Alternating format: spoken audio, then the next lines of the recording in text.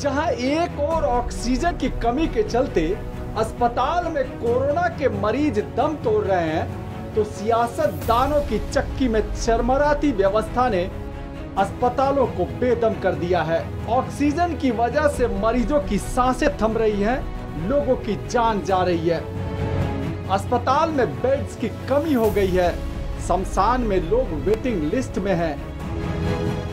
इसे बहुत बड़ा दुर्भाग्य ही कहा जाएगा कि जब हम दूसरे देशों के लिए उम्मीद बनकर उभरे थे, महामारी से दुनिया की जंग को तेज करने के लिए बड़ी मात्रा में वैक्सीन का निर्यात करने लगे थे और देश में भी लाखों लोगों को वैक्सीन का कवच मुहैया कराने लगे थे, तभी कोरोना हम पर कहर बनकर इस कदर टूट पड़ा कि हमें संभलने का मौका ही नहीं मिला। अब ऐसे में यह सवाल भी खड़ा होता है कि आखिरकार इसके लिए जिम्मेदार कौन है। हमने तो यह मान लिया था कि जिस महामारी ने पूरे विश्व को करीब 1 साल तक तबाह किया था, उस पर हमने काबू पा लिया है और वैक्सीन के आते ही यह रोग हमारी जिंदगी से गधे की सींग की तरह गायब हो जाएगा। लेकिन वैक्सीन के आने और लाखों लोगों को वैक्सीन का कवच मिलने के बाद भी आज हम असहाय हैं। आश्वासनों का मीठा डोज कहीं न कहीं से रोज मिलता है। केंद्रीय स्वास्थ्य मंत्री हर्षवर्धन की माने तो जिस तेजी से कोरोना का ग्राफ चढ़ रहा है, उसी तेजी से उतर भी जाएगा।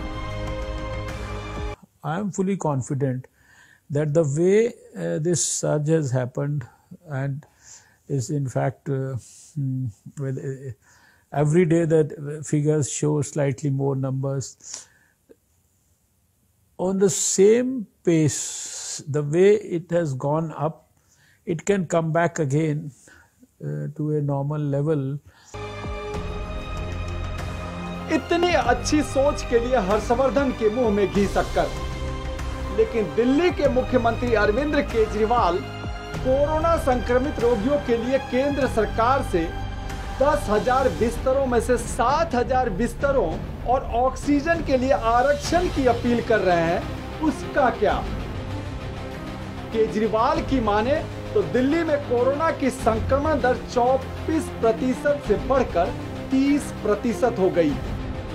100 से कम आईसीयू बेड बचे हैं और ऑक्सीजन की भी किल्लत हो गई है।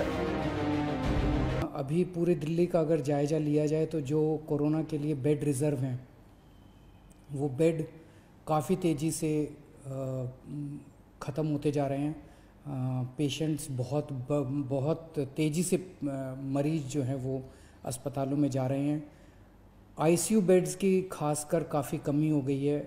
लगभग सारे दिल्ली के आईसीयू बेड्स मिला के 100 से भी कम आईसीयू बेड्स पूरे दिल्ली में बचे हैं। ऑक्सीजन की भी काफ़ी कमी है। कल रात को एक प्राइवेट हॉस्पिटल ने हमें बताया कि उनके यहाँ काफ़ी ज़्यादा कमी हो गई थी, जिसकी वजह से त्रासदी होते होते बची। ये हम लगातार केंद्र सरकार के संपर्क में भी हैं, उनसे भी मदद मांग रहे हैं, उनसे मदद मिल रही है। जो मदद अभी तक हमें उनसे मिली है उसके लिए हम उनका शुक्रिया भी अदा करते हैं। और कल मेरी शाम को डॉक्टर हर्षवर्धन से भी बात हुई थी, उनको भी मैंने बताया कि हमें बेड्स की और ऑक्सीजन की बहुत ज़्यादा ज़रूरत है। आज सुबह श्री अमित शाह जी से भी मेरी बात हुई फ़ोन के ऊपर, उनको भी मैंने बताया कि बेड्स की बहुत ज़्यादा ज़रूरत है। और दिल्ली में लगभग केंद्र सरकार के सारे अस्पतालों के मिला के 10,000 के करीब बेड हैं। अभी उसमें से 1800 बेड जो हैं वो रिज़र्व किए गए हैं कोरोना के लिए। हमारी केंद्र सरकार से निवेदन है कि कम से कम 10,000 में से 7,000 बेड, इतनी गंभीर परिस्थिति, पल पल परिस्थिति ख़राब हो रही है, तो कम से कम 10,000 में से 7,000 बेड कोरोना के लिए रिज़र्व किए जाएं और ऑक्सीजन की तुरंत हमको सप्लाई की जाए। दिल्ली में वीकेंड लॉकडाउन चल रहा है। बिहार पूर्ण लॉकडाउन की ओर बढ़ रहा है। असम में हाँ, ना और बंदिशों के बीच रंगाली बिहू मनाया गया। लुधियाना में टोटल लॉकडाउन लगाने की घोषणा हो चुकी है। अमित शाह कह चुके हैं कि लॉकडाउन पर जल्दबाजी में कोई फैसला नहीं लिया जाएगा, लेकिन कब तक? रोजाना कोरोना संक्रमितों के 2 लाख से ऊपर मरीज मिल रहे हैं। तो अब देखना है कि कोरोना पर एक बार फिर हम भारी पड़ते हैं या कोरोना हम पर।